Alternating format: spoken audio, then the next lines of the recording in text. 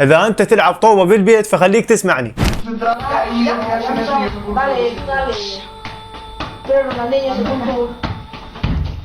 Mañana vamos contra el Atlético de Madrid.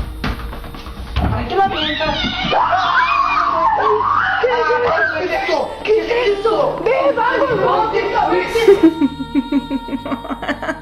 مثل ما شفتوا هذول الاولاد كانوا بالبيت يلعبون طوبة ويسجلون فيديو كودا انه خاف واحد بيهم يسوي افضل مهارة بالطوبة، واثناء ما كانوا يصورون ويلعبون بالطوبة ظهر هذا المخلوق الغريب القزم من زاوية الثلاجة.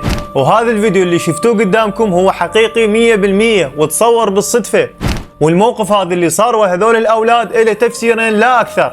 التفسير الاول يقولون اكو بالمكسيك مشهورة كائنات اسطورية تصير مثل الاقزام، وهاي الاماكن يقولون ان تعيش بالغابات او احد المدن اللي موجودة بالمكسيك.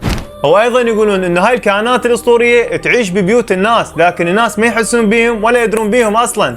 اما الراي الثاني انه يكون هذا البيت مسكون وبيه جان عنده القدره يتشكل على اي مخلوق يختاره. وهسه وصلنا لنهايه الفيديو، هسه اكتبوا لنا بالتعليقات اذا صار وياك هذا الموقف راح تبقى بالبيت لو تعوف البيت وتروح وتنهزم بروحك. وهسه اقدر اقول لكم حطوا لي لايك ومتابعه وكتبوا لنا رايكم بالتعليقات.